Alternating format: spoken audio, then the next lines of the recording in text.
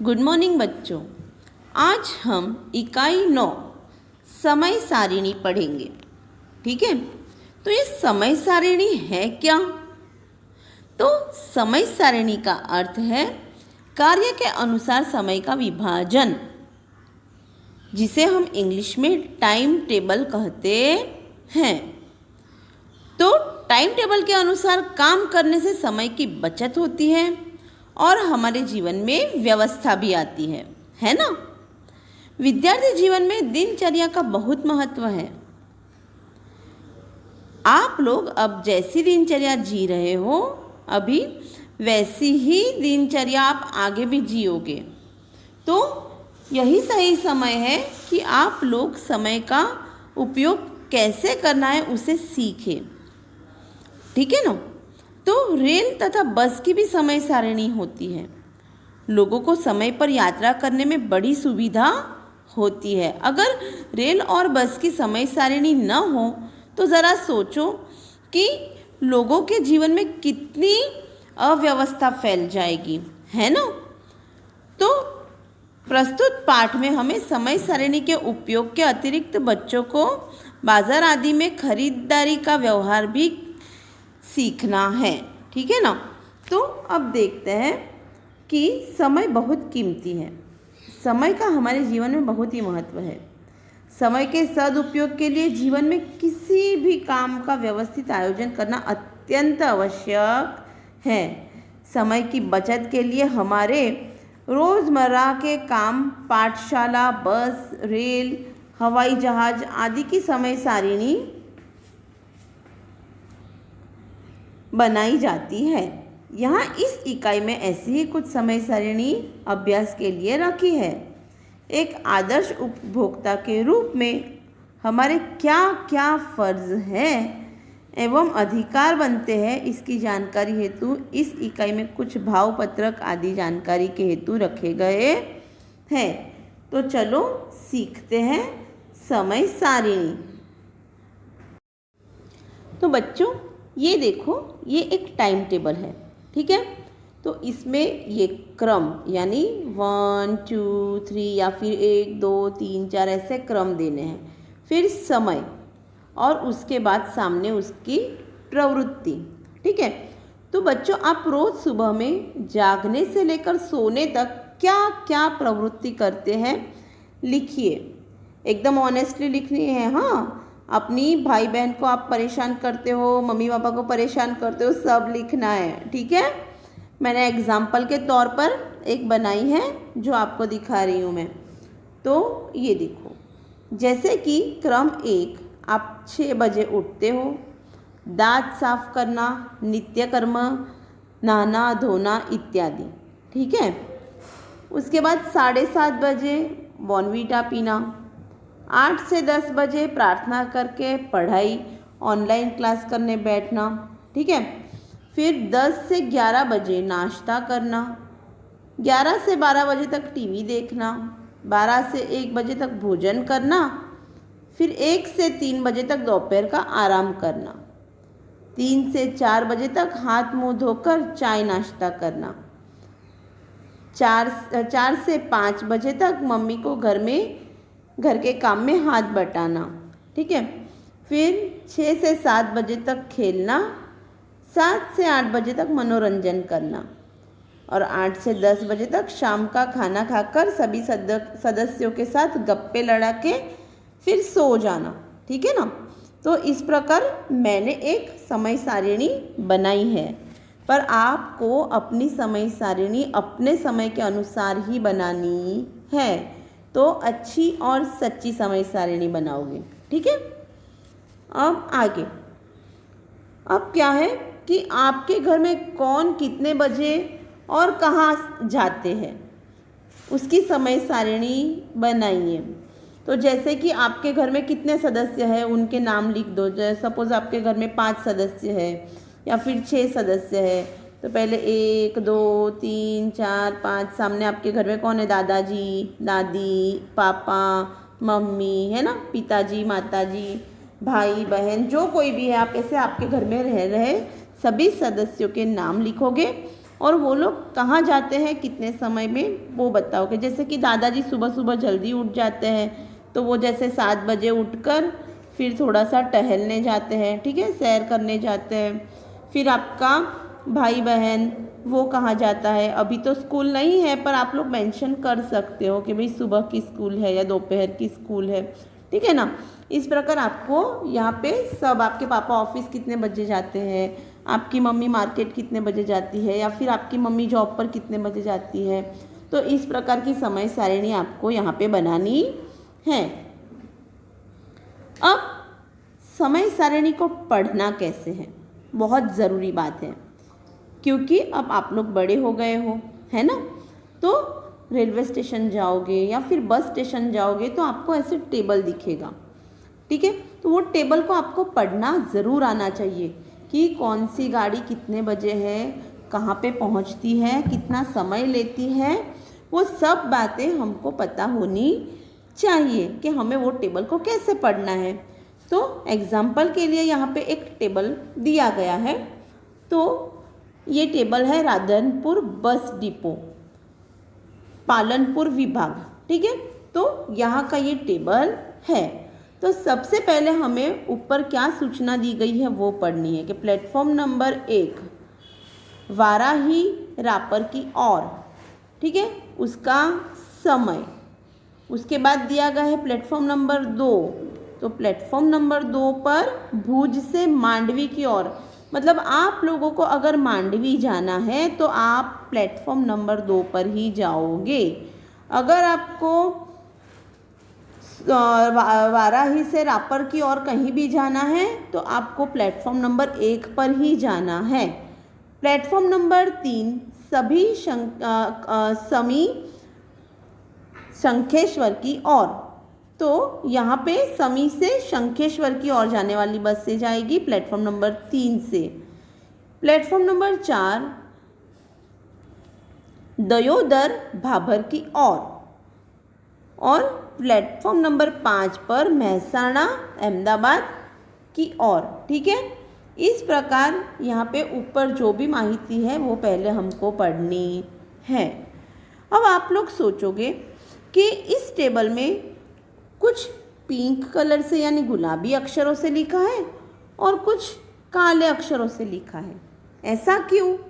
तो उसके लिए भी यहाँ पे सूचना दी गई है कि काले रंग से लिखे रूट लोकल बस के हैं और लाल रंग से लिखे रूट एक्सप्रेस बस के हैं। यानी जो लाल रंग का लिखा हुआ है वो एक्सप्रेस बस है और काले रंग का लिखा है वो सब लोकल बस है, ठीक है, यानी धीरे धीरे जाने वाली, सब जगह पे स्टॉप लेंगी वैसी।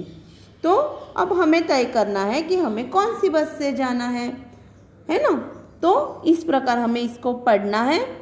फिर और भी कुछ नीचे लिखा हुआ है कि हर पूनम के लिए एक्स्ट्रा बस, ठीक है। तो पूनम को एक्स्ट्रा बस जाएगी। राधनपुर चोटीला 6 बजे, राधनपुर अंबाजी 6 बजे, राधनपुर मोमाई मोरा 7 बजे, ऐसे, ठीक है। तो यहाँ पे सब माहिती दी गई होती है, बस हमें उसको सुलझे हुए दिमाग से पढ़ना है और समझना है। तो ये एक लाइन मैं आपको पढ़ के दिखाती हूँ, बाकी की आपको खुद पढ़नी है। प्लेटफॉर्म नंबर 1 वाराही रापर की ओर, तो ये है लाल रंग में लिखा हुआ, इसलिए ये एक्सप्रेस है, सूरत रापर एक्सप्रेस, समय 5:30 बजे। राधनपुर गांधीधाम लोकल 8:30 बजे। राधनपुर मुंद्रा लोकल 13:30 बजे। अब 13:30 बजे मतलब 12 बजे के बाद, दोपहर के 12 बजे के बाद जब 1 बजता है तो उसे 13 कहते हैं। और रात के 24 बजे यानी रात के 12 बजे के बाद जब रात का 1 बजता है तब 1 बजे, ठीक है। इस तरह समय की गिनती होती है। तो 24 बजे यानी रात के 12 बजे और 13 बजे यानी दोपहर के 1 बजे, ठीक है। तो इस तरह 13 बजे 30 मिनट यानी 1:30 बजे दोपहर के राधनपुर मुंद्रा लोकल बस जाने वाली है प्लेटफॉर्म नंबर 1 से। फिर राधनपुर रापर 14 बजे, यानी कितने बजे? 2 बजे। ऊंझा अंजार 14:30 लोकल, वो कितने बजे? 2:30 बजे। इस तरह आपको सभी समय को गिनना है।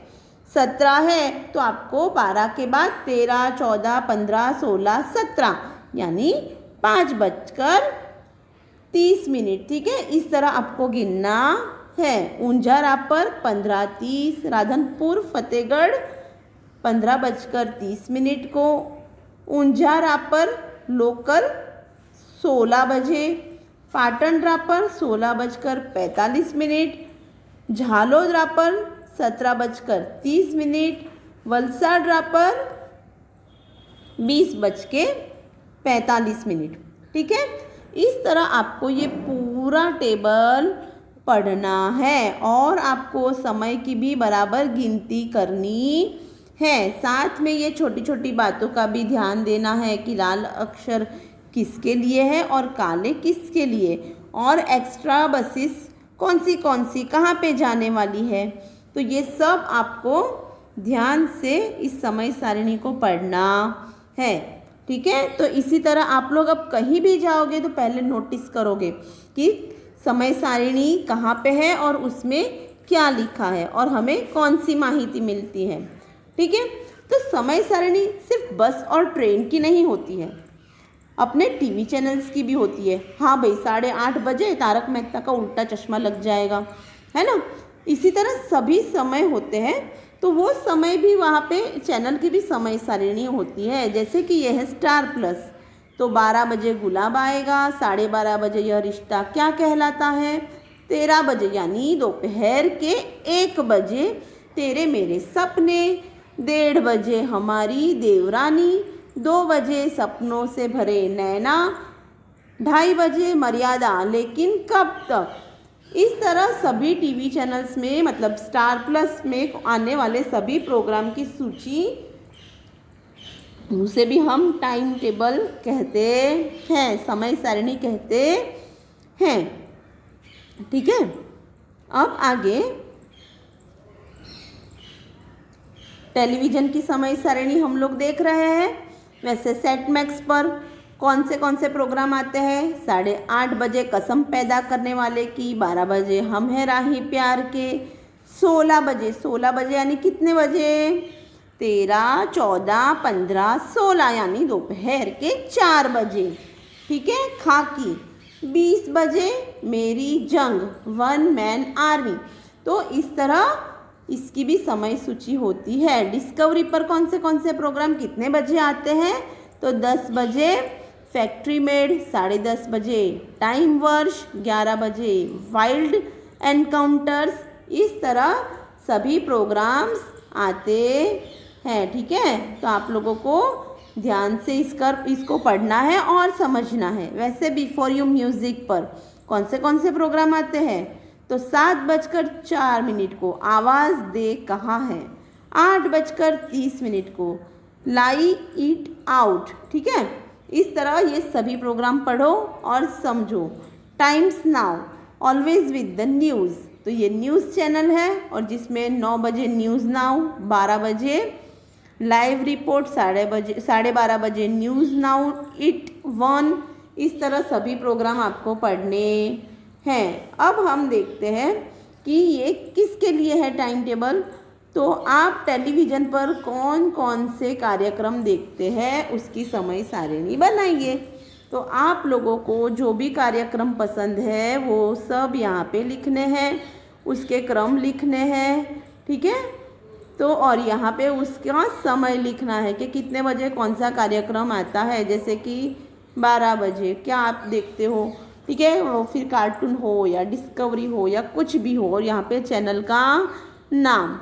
ओके, तो ये भी समय सारिणी आपको आपके टाइम टेबल के अनुसार बनानी है कि आप कितने बजे कौन से प्रोग्राम देखते हो।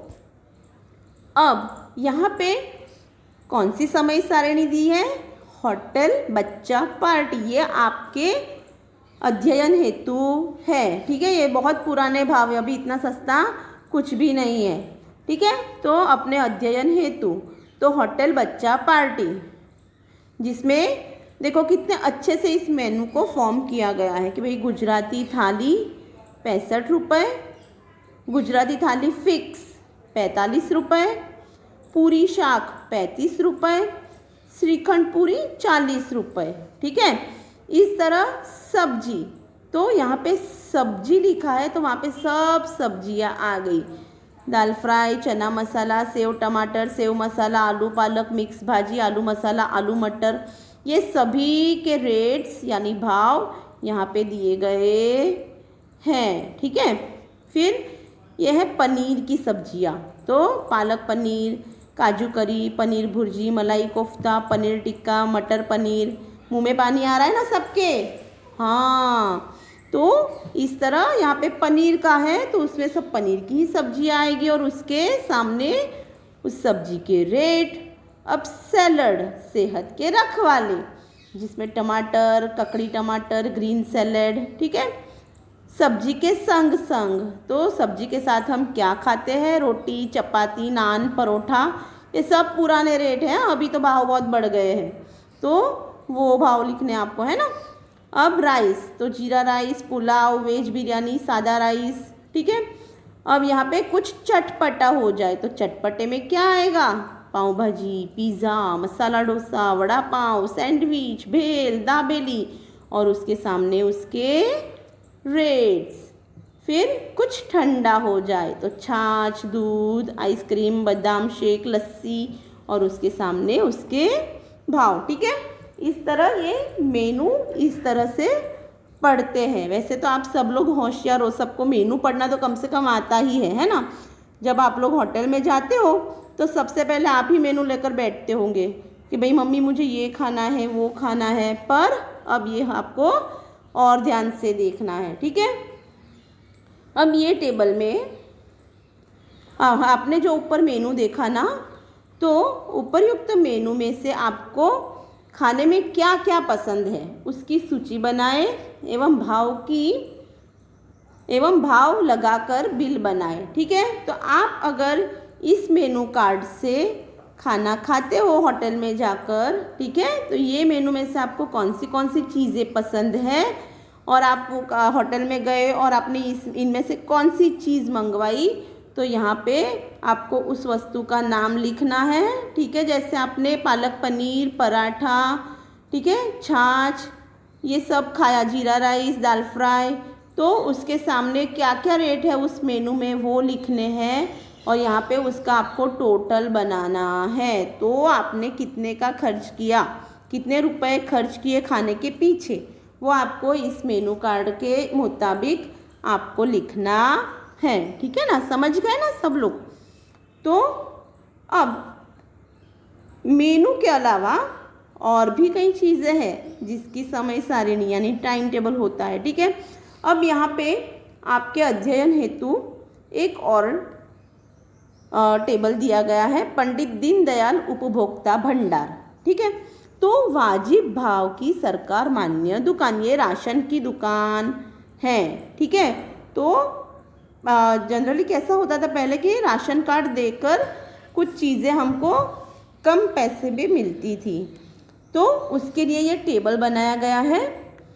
तो यहाँ पे ला नंबर और यहाँ पे दिनांक, यहाँ पे क्रम, वस्तु का नाम, प्रति आदमी अनुपात और प्रति कार्ड अनुपात, अधिकतम संख्या अनुसार और कीमत। मतलब ये है क्रम।